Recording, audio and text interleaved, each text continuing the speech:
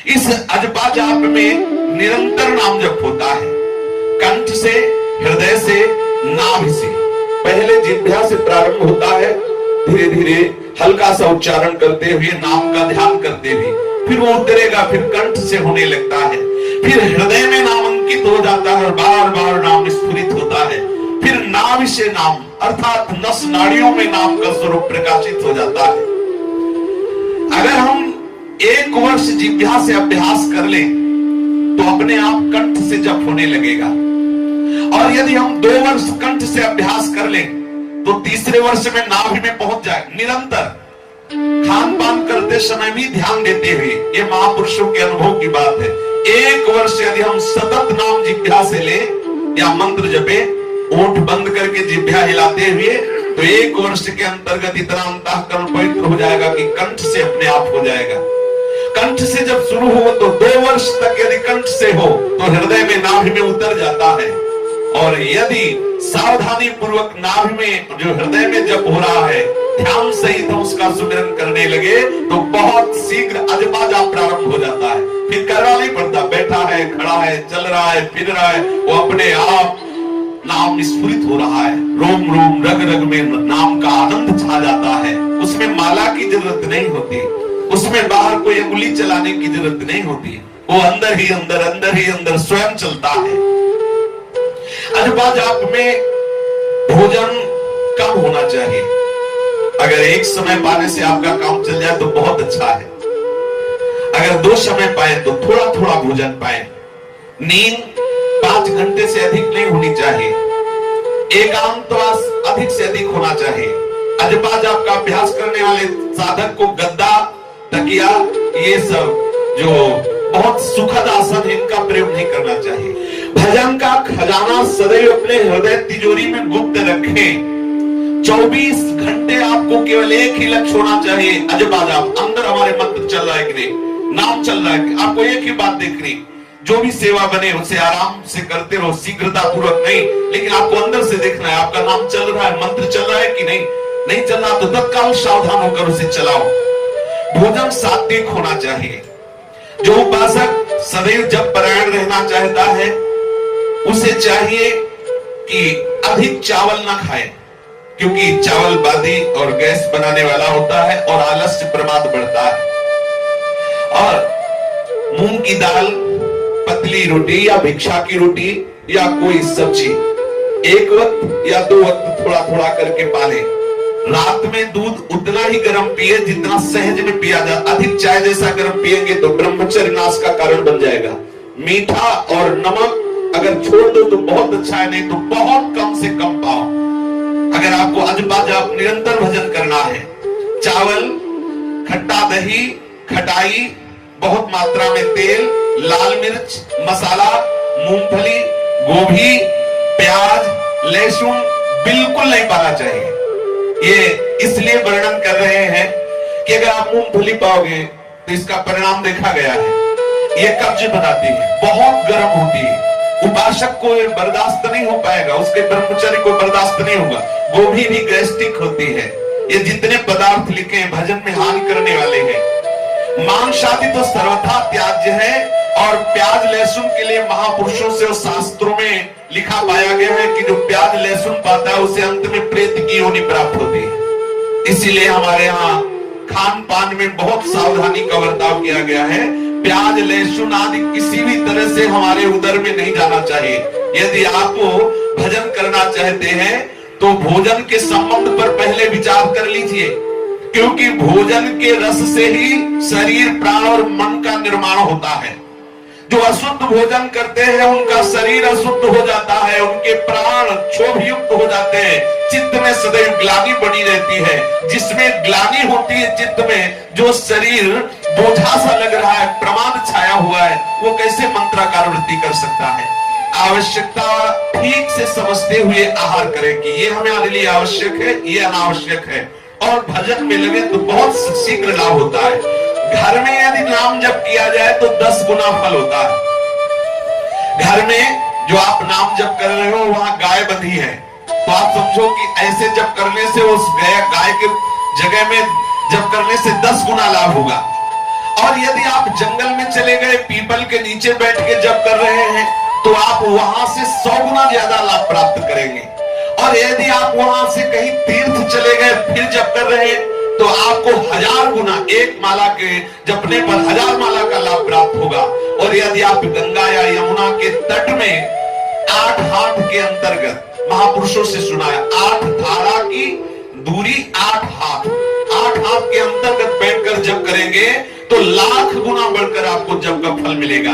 और यदि आप कहीं पुरियों में, जो भगवत लीला की पुरी है, मथुरापुरी, अयोध्यापुरी, काशीपुरी, कांचीपुरी, द्वारिकापुरी, इनमें जप करेंगे तो आपको करोड़ गुना फल मिलेगा। और यदि धाम में जप करेंगे तो अरब गुना फल मिलेगा। और यदि गुरुदेव के चरणों के समीप बैठ करके जप करेंगे तो अनंत गुना फल मिलेगा। गुरुदेव के चरणों के समीप, देख लो, गुरुदेव के चरणों के समीप बैठ करके अनंत गुना सबसे श्रेष्ठ है। यदि आप धामवासी है तो गर्व करो कि हमें प्यारी जी ने स्वीकार कर लिया। कितना धाम का कितना, यहाँ एक माला बाहर जब हो तो अनंत गुना लाभ हो। कहीं धाम में सदगुरुदेव के चरणों में बैठ के जब करने को मिला तो फिर वहां वर्णन नहीं कि उसको भगवत प्राप्ति की कोई चिंता। जिसके सदगुरुदेव समर्थ विराजमान है, दिए हुए महाप्रेमामृत स्वरूप मंत्र का जाप गुरुदेव के चरणों के आश्रित होकर त्रिभुवन उसके अधीन है, त्रिभुवन उसके अधीन है।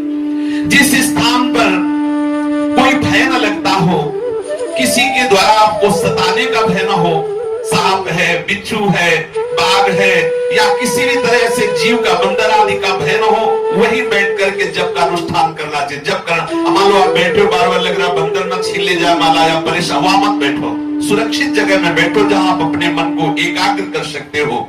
इस तरह से जो उपासक सदैव अजपा जाप में संलग्न होना चाहता है उसे कभी सैया पर शयन नहीं करना चाहिए, भूमि शयन करना चाहिए। स्पष्ट वर्णन है। जो अजपा जाप करना चाहता है उसे भूमि शयन करना चाहिए, भूमि में आसन लगाकर शयन करना चाहिए। दूसरी बात, गृहस्थ हो तो केवल संतानोत्पत्ति के लिए भगवत इच्छा, भगवत आज्ञा का पालन करने के लिए ब्रह्मचर्य खंडित करे, और विरक्त हो तो पूर्ण ब्रह्मचर्य रहे। तीसरी बात, अजपा जाप चलाने वाले साधक को मौन का आश्रय लेना चाहिए, विचार मौन। आवश्यक है तो बोले, नहीं तो चुप। जरूरी नहीं कि हम उसको उत्तर दें, नाराज हो तो बना रहे। चौथी बात, गुरु आज्ञा के अधीन जीवन होना चाहिए। गुरु सेवा और गुरु आज्ञा की अधीनता जप सिद्धि में बहुत आवश्यक है। यदि गुरु की अवहेलना, मंत्रदाता की अवहेलना कर दे तो चाहे सर के बल खड़ा होकर मंत्र जप करे, कभी सिद्ध नहीं हो सकता। गुरु अवहेलना कर दे, गुरु की अवज्ञा कर दे और फिर सोचे कि हम तप कर लेंगे तो मंत्र अधिष्ठात्र देवता ही तुम्हें बाधित कर देगा। जैसे गुरु की अवहेलना की काकभूषुंड जी ने, और मंत्र जप कर रहे शिवालय में भगवान शिव का, तो शिव जी ने श्राप दे दिया, जा अजगर योनि को प्राप्त हो जा। इसलिए मंत्रदाता गुरुदेव की सेवा और अधीनता, और ब्रह्मचर्य रहने वाले उपासक को त्रिकाल स्नान का नियम लेना चाहिए, 3 बार स्नान करना चाहिए। भूल से भी कोई पाप कर्म ना बनने पावे। नित्य गुरुदेव को अपनी दिनचर्या मतलब उनके सामने पेश करना चाहिए कि आपने जो हमें आज्ञा की, हमारा चल रहा है कार्य। गुरु की दृष्टि में आपकी दिनचर्या होनी चाहिए। और आप स्तुति एवं कीर्तन, अजपा जाप बढ़ाने के लिए करते रहे। आराध्य देव की स्तुति, आराध्य देव का कीर्तन और थोड़ी मानसिक सेवा।